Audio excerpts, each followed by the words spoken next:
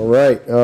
Well, proud of our guys, and how they handled the week. We had a really good week of practice, and, this is a very mature team, great leadership, and just loved how they went to work this week and a great perspective. So not surprised to see them show up ready to go. I mean, had great energy, great enthusiasm right out of the gate. Played very, very crisp, for most of the first half there, and did what we needed to do. Offensively, we created some good balance. We got the run game going. Good to see Kobe and Shipley have the type of day they had. Thought DJ had a really good day. Really had one miss on the little high on the screen, and tips are usually picks, and that was a tough break there. But I thought he had an excellent day. Made some plays with his legs, which we need from him. So just really proud of him. A bunch of guys touched the ball.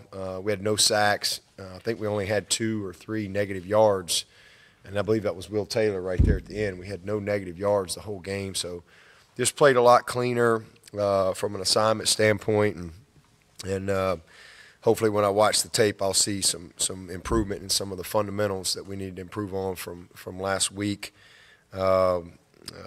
But 200-plus rushing, 200-plus passing. Biggest disappointment offensively was the turnovers, as we subbed guys.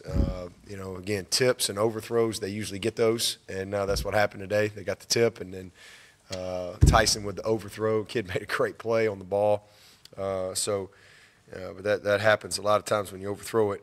And then Mikey was just loose. Really, I thought that was a great series by DJ and just managing the series and then checking the ball down to the back. Back got out, something we did not do a good job of last week, get the back getting out when he's supposed to get out, but the back got out. We checked the ball down. We got a nice little first down. We fumbled the ball.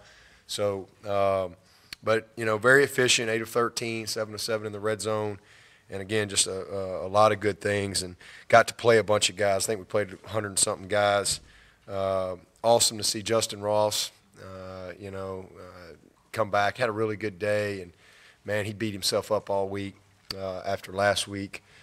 Really proud of him, and pretty special to see him get in the end zone. And kind of mistimed his jump on the one. I thought he might have had another one. But awesome to see him score, and again, see so many guys play well.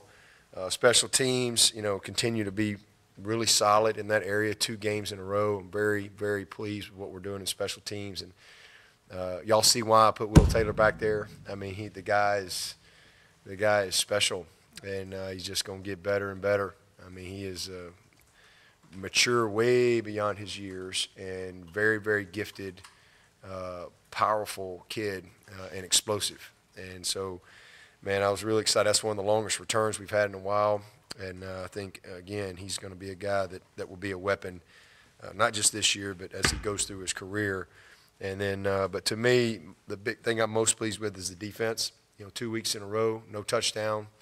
It's probably been I think 2017, Ross said, since we've done that. And not only no touchdown, but goal line stand on top of it. 4 downs down there, and all the backups in. And I can tell you, that's been some of the most frustrating times for us around here, especially with Venables, is when you get in some of the games like that and you sub guys, and all of a sudden you see a drop-off. And guys give up a score and things like that. But, man, those guys played their tails off. We had a couple plays here or there, but to see them dig in and get that goal line stand, and to see all the Skowskis and all them over on the sideline really playing every snap, being excited. I mean, that was a great moment. Great interception by Mickens. We had some stops on downs and did some good things. Played physical. I thought our first group was just awesome as far as leveraging the football and doing what we needed to do, run and pass defense. But the goal line stand was the highlight for me, because we had a lot of those backups in there, and seeing them continue to play well was awesome. But 2 weeks in a row, they couldn't get in the end zone, and I know we're a better team than South Carolina State, but Georgia's pretty good too. So really proud of our D, and so good day for us. Did what we needed to do. I thought it was a special day with the crowd. I really appreciate our fans. I mean, it was really emotional, to be honest with you. You know, just riding around after what we experienced last year and riding around to the Rock and the Hill and seeing the Valley full. Man, we just got an incredible venue here, and you know, we've won a lot of games here at the Valley, and our fans are a big reason why. They give us an incredible environment to come to work in, and so it was an awesome day. The weather was beautiful. I thought all the Clemson event people did just an awesome job of capturing the essence of the day, you know, with 9/11 and the first responders and the military, and you know, honoring C.J. Spiller. That was an incredibly cool moment. You know, my first rounder, my first Pro Bowler, and first Hall of Famer, and first 5-star. So, you know, all the above, and really cool to be a part of that moment with his family. And it was just a beautiful day. So really excited about what I saw. And but it's all about ACC play for us. You know, that's what starts this week. And next goal for us is to win the division, and it starts this week. You know, that we've had we've been in a lot of big time postseason games around here for a long time now, and the only reason that's happened is because we've been able to win this league. And so everything for us is inside out, and it's about winning this league. And to win the league, you got to win the division. So, you know, last year was kind of a different deal, but you know, it's about winning your division, and every time you tee it up against an ACC team, it is critical. So we're excited about that, and excited to be back here next week with our fans, and again, really proud of our guys, proud of how they handled themselves this week and coming off a disappointing loss, and just so much enthusiasm and energy, and I never felt it wane at all. So again, I think that's a sign of a mature team as well. So, you know, good day, and excited about keep moving forward. Any questions? You said that Justin beat himself up all week. What was it like for DJ this week, sort of turn the page? Yeah, same thing. You know, I mean, good. I think it's a great experience for him. A great, you know, sometimes you learn more from the bad than you do the good. I think we can probably, as adults, we can all relate to that. You know, it's kind of the same thing. He was disappointed in himself. You know, but also he just, again, how he finished was really good, and how he responded was a bright positive in that game. He was disappointed in how he played, but back to work, same thing. He's very mature beyond his years, and he gets it. You know, this is not a, you know, we don't have anybody in denial around here. We got a bunch of great kids that have good self-awareness, and especially when you sit down and you watch things together, and everybody's kind of on the same page as, you know, what we got to do better, and, you know, back to work, great week of practice, and now let's go do something about it. And I thought he was excellent today.